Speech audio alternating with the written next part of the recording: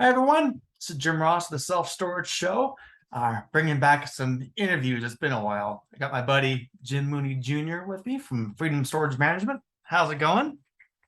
Busy, Jim. It's crazy that this market we're in, it's still growing and thriving and expanding like no tomorrow. So it's been good.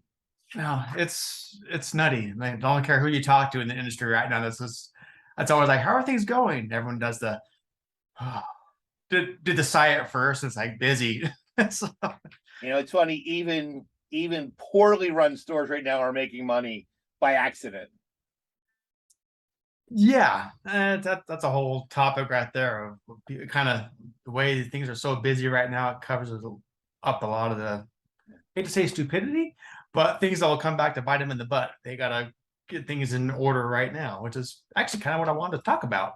So Well, it's let's get funny it. because I just did a consulting job and I've been doing more and more consulting lately. It's kind of fun helping people, um, you know, see potential and opportunities. And I Yeah. had a guy that I met with about a year ago, and it was two or three owner partnership group, and met with them and flew out there, met with them, and the owner was ecstatic that they were 100% occupied. And I looked at his management summary real quick, and I'm like, "You're leaving $8,000 a month on the table in rent, and you're not charging an admin fee, and you have no insurance slash protection plan." So I said, I would roughly guesstimate you're losing $12,000 a month in revenue because you haven't maximized your property. And the one owner hits him and goes, "That's why I called him out here, because I met the guy at one of the trade shows." Yeah. But it's amazing, Jim. We see it all the time. You have a store that could do very, very, very well, but as I say to owners all the time, sometimes they don't know what they don't know, Yeah. and they don't know the right question to ask. So, but like talking to a guy right now, he's got 7 stores, beautiful stores. He doesn't charge an admin fee, and he only does rate increases once a year, and they're maximum of $10. So that's what I want to kind of delve into here. Some of the low-hanging fruit that I don't know if sometimes the people are just too much in the weeds, or it's kind of like this is the way we've always done it. But just some of these kind of overlooked things that can very easily be implemented and have a big impact. So Well, first off, everyone's talking about money. You hit on it first off is the admin fees. I'm going to Mississippi this week, and they asked me to do a roundtable. Yeah. And I have a presentation I do a lot about simple ways people owners manage can increase revenue without even thinking about it. Admin fees one, locks. I mean, we just talked a little bit offline about locks. I mean, we sold 402 locks on 433 units last month. Everybody buys a lock. It's waiting for them in the unit. It's part of the rental process. But if you charge $15 a lock and you're paying 6, 7, maybe $8 for a lock, and you can make 15. Yeah. So I mean, people need a lock when they rent it. let's break that down for a second. First, let's go back to the admin fees. So people are saying like this one guy, he doesn't charge an admin fee. First off, to me, it just seems like everyone charges an admin fee. And I look at the REITs, kind of what they're charging for the rent. I always kind of follow them. I'm $25 a month Okay. I was gonna say I'm 25 bucks as well. So on every rental. So if you rent 1 unit, 2 unit, 3 units, $25. So you come back and rent another one. I correct. mean, I took over a store 2 years ago. The old ownership had a policy where if you rented a second unit, not only did you pay a second admin fee, you got the second unit at half price. Wow. Okay. I mean, it's just things like, but admin fees, I mean, and if you do it effectively, I mean, I've designed my entire bonus program around my admin fee, that the admin fee covers my entire bonus program for my managers. So we're incentivizing our managers to rent units, sell locks, collect the money, do the upgrades, and they get rewarded by it, and it's covered by the admin fee. Well, there's two birds with one stone, guys, because I get that question a lot too when it comes to how do I bonus and where does the money come from? There you go.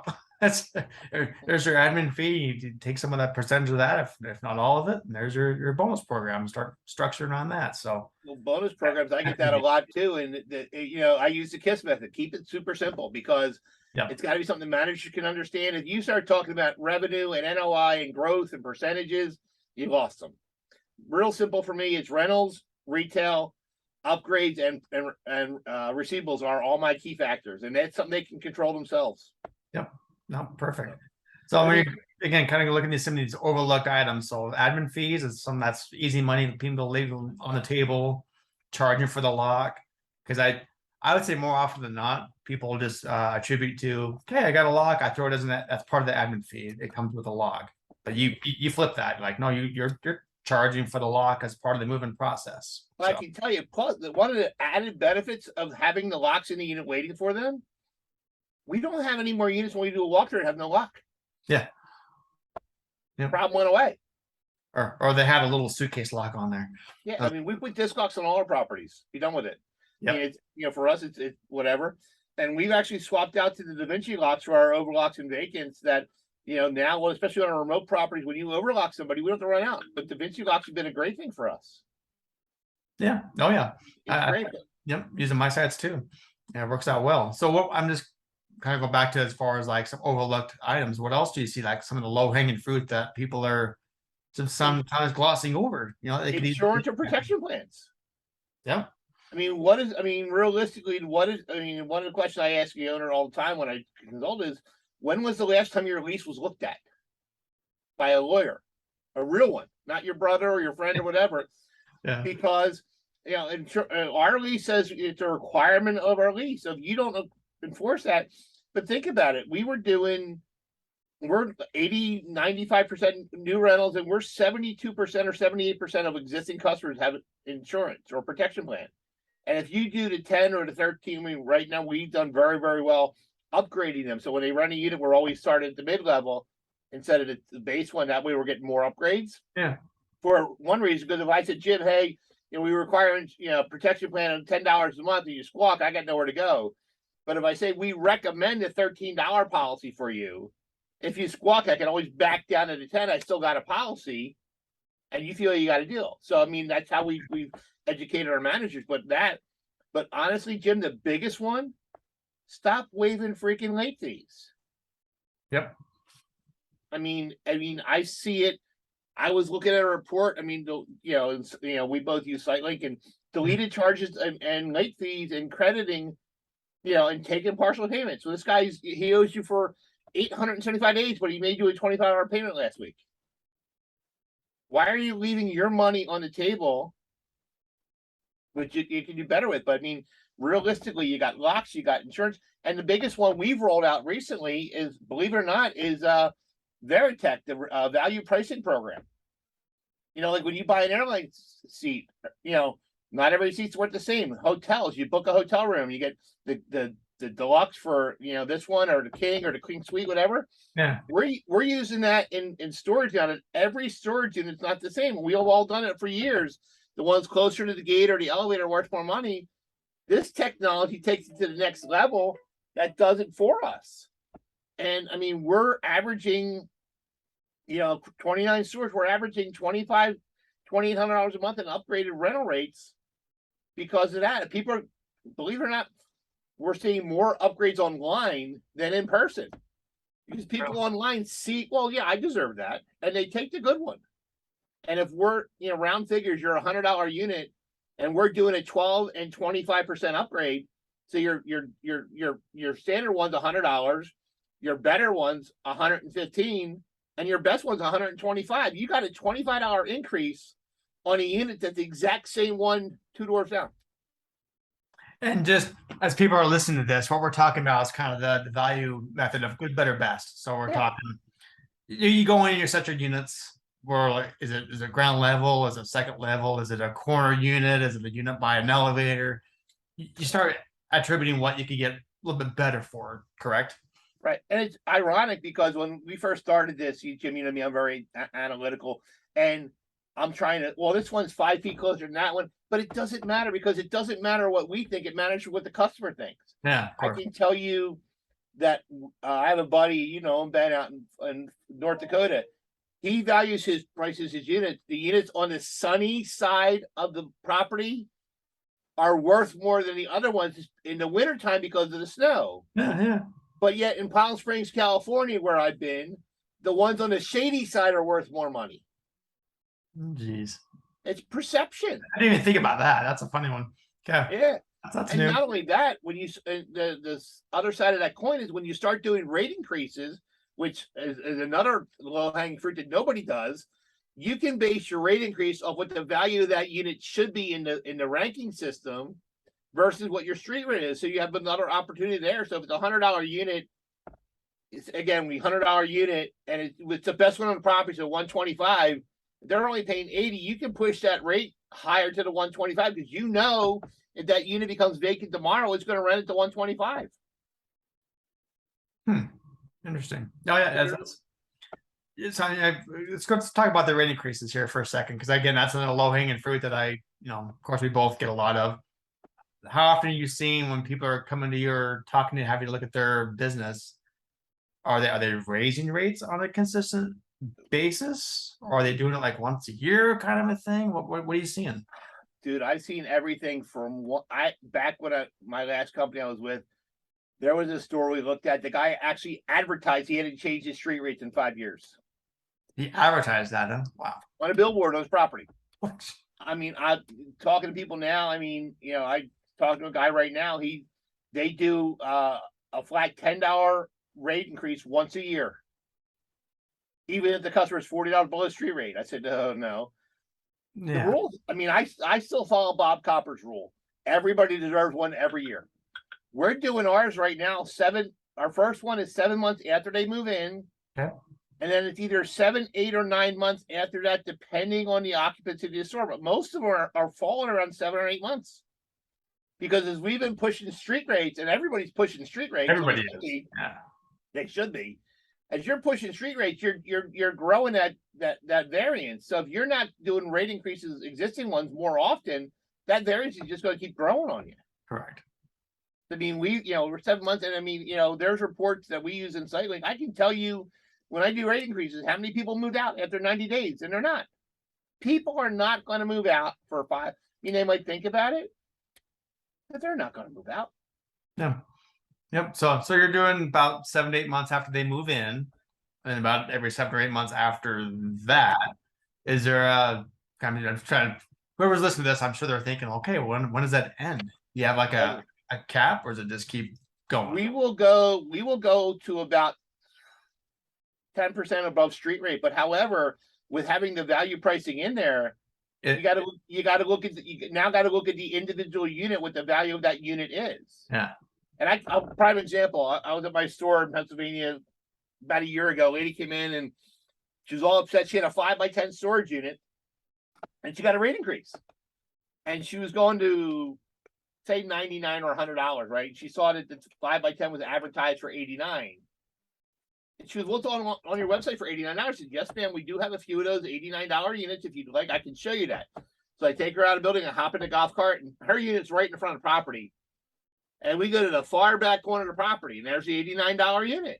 And she says, well, I don't want this one. I want mine. I said, why do you want yours? Well, it's closer and more convenient. I said, that's why it's worth more money. Yeah. And we went through the whole thing, and we actually, during COVID, I know that's a nasty, nasty word, but we actually rolled out a loyalty reward program, especially when people were getting checks. If people pay 3 months in advance, they get a 4% discount. If they pay 6 months, they get 6%. If they pay 12 months, they get 10% off. So this lady I talked to, she got a rate increase, but if you pay 6 months on your credit card, you can save 6%, which will bring you right back kind of where you want to be. She did it. Yeah. Now that does play into consideration with the rate increases, but the systems are smart enough to know the next time rent comes through, it's going to get the rate increase. Yeah. Yeah. But I mean, there's so many things out there that, I mean, realistically, we talk about all the time, Jim, admin fees, not waiving rent, not waiving late fees, protection plan or insurance, locks, all this stuff can add value to your property without even blinking an eye. I can tell you, we bought a property in North Carolina, and no trade, we all know each other. We paid $700,000 for the property in 2020. Now it's now worth $2.2 million, and we did nothing but rate management. Yeah. We did not add a single unit. We did not add any portables. We didn't add any parking spots. We just went in and admin fees. Now that property is 92% protection plan covered units. 92. Wow. I got a store in Texas that's 100%. Everybody's got one. Oh my gosh, that's a record. We're averaging 82.7% of all occupied units have insurance or a protection plan. That's fantastic. Well, again, I'm sure people listen to this going, well, how are you getting such high penetration rates? Again, this feeds into low-hanging fruit of getting extra money. So again, what? So the thing is, they rent online. Like if they use a rental complete, they don't take one. We basically say, look, per the lease, you're required to have you either provide us your declaration page, or we're going to enroll you now, and we do it. And then when a policy comes up for expiring, we set up our CRM and SiteLink that 30 days before it expires, we send you a letter say, hey Jim, your insurance on file is going to expire. If you don't provide us a new one, we're gonna add it to you.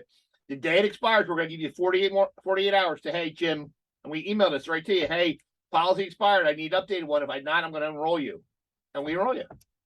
If I don't have it, we're enrolling you because we're old school, right? We know that the customers, if they say, hey, I'll bring it back to you later, they're never bringing it back. Of course not. If you bring it back, I will take it off going forward, but you're going to pay for what's there because we want everybody to be covered. I mean, you and I both have been around a long time. I've dealt with fires, I've dealt with hurricanes, I've dealt with tornadoes. The last thing you want to do is look at a customer when they have a problem and they don't have protection. Yeah, no, that's. It's how you manage it, how you train and educate your staff to enforce the rules. Yeah. And like Bob, Bob Coppers. We've known Bob for how long, right? Forever. He says avoid the isms. You don't want any of those isms, So we treat everybody exactly the same.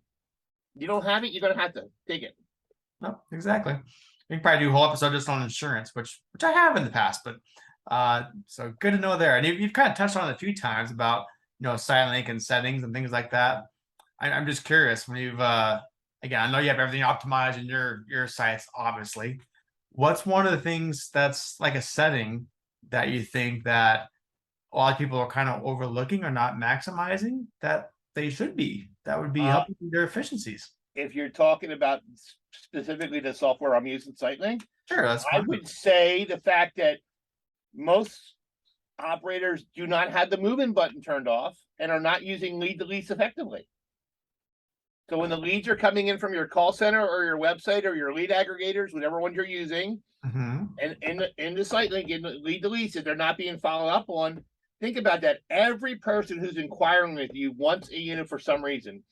You're not going to wake up and say, no, I think I want a storage unit today. You need it. And if you don't follow up with them and use the tools in the system to get the close and get the rentals, you're not going to do it. I mean, closing percentage for me is the thing I look at all the time. Yeah. How fast we're responding to leads. I mean, we've turned off the move-in button, and I have turned off the transfer button. It's like you cannot use it. And just touch on that real quick. People are listening because it's probably being counterintuitive. What do you mean you're turning off a move-in button? You want move-ins? I want move-ins, but I want them to funnel through the lead to lease portion of the system, which is where all the other leads. So everything's going the same way every time. It's like when you train your kids to do something. You're trained, a line worker to do something. You want the motion's always the same. So everything goes through lead to lease. We don't want two. If you have a move-in button and a lead to lease, you have two processes. That's why I don't like some of these add-on products out there. I want everything going the same way. It's one motion. It's the same process all the time, whether it's a walk-in, a call, online, it all funnels through the same process. And you can set that up for follow-ups. You can use the CRM program to send out emails. You can send out leads. All these things to make it more effective and streamlined. Because the more you optimize a process, the better it becomes. Yeah, and that's why I do these kind of sessions. I mean, if we talk about processes, we could probably do like a week-long workshop and go through all the details and things like that. But well, for example, I turned off the transfer button, right? And I had an owner flip out on me. Well, why? I'm like, look, if somebody wants to change, they got to rent the new unit, and as soon as they're out of the old unit, we will move them out, and any money left over we'll bring over here. And I said to the guy, I said, how many times have you transferred somebody? And 3 days later, 4 days later, they're still occupying both units all the whole time. This way, the onus is on them to get the money. If they want to get the money transferred over, they got to empty the first unit. Yeah. Now you also have a clean lease on the new unit because it might be a lease from 10 years ago or 5 years ago with an outdated lease. Now you got a new lease signed, a new credit card form signed, a new protection plan signed. And then as soon as they're out of the old one, move it over. It's all about having the right systems and processes. So that's why I like having these kind of conversations. It helps. I don't know. Sometimes it opens people's eyes a little bit. They may have heard it the same way 1,000 different times, but just the way you said it or just the way it's got presented, like, oh, that makes sense. Well, plus that's why I'm doing this. So, well, plus for you and I, it kind of reinforces what we're doing. Yeah. Hey, I'm not the only one doing it. Other people are doing this, and we all share. I mean, think about it. I'm part of the Pennsylvania SSA. We just had an event at the Phillies game last week, and we probably had 60 people in the room. We had Cube Smart, Life, Extra Space. We're all in there talking, sharing back and forth, talking about things. Guy Middlebrooks was there from Cube Smart. Mike James was there from Extra Space. I hadn't seen Chuck Dodge from Life Storage in years. Really? Chuck was there. Just catching up and seeing what's going on with people and comparing notes. I mean, we do it all the time. That's why I love conferences, because we get to see who's doing what, pick each other's brains, learn something new. That'd be fun. Well, speaking of conferences, I'll probably the next time actually see you face to face will be at one of these upcoming conferences, because I know you travel all across the country. You're everywhere. So I will be I'm hosting a session. Actually, ironically, I'm hosting a session in SSA in a couple weeks. We actually titled the session "Size Doesn't Matter." Nice. You got away with that. I got one guy, Max Felton owns one property in Georgia. Chad Lundberg has 13 or 18 in Michigan, and I got Dave Cooper from Storage King. They got 100 plus. Oh, nice. So we're talking about what we're talking about here, technology, things we can use technology that whether you have 1, 2, 100 stores, you can use these things to make your life better. Yeah, that's the great levelator, is when you got the technology. It doesn't matter how big your site is. If you're a one-off player, you can compete same way. It's cool for everybody. As long as the technology is configured properly and everything's maximized, yes. Yep. I have seen I just did one. Got a brand new website, but they didn't help him with his Google My Business page, and you couldn't find the website. Oh. So he's got a really pretty website. Can't find it. No one can find it. And what's the point? Yeah. Lovely. We're going to wrap this up, though. I won't go on too long. I know you're busy, but we'll do this again, man. This is always fun to spend some time and catch up. Anytime for you, my friend. Anytime. All right. Thanks a lot, Jim. Talk to you later, man. See ya. As a thank you for watching and listening, I'd like to give you the most incredible free gift ever, designed to increase your leads, rentals, and revenue for your self-storage business. It's called the Ultimate Self-Storage Management Playbook, and it contains courses, past summits, my book, and so much more. You can get all of this for free right now at 3milestorage.com. That's the number 3milestorage.com.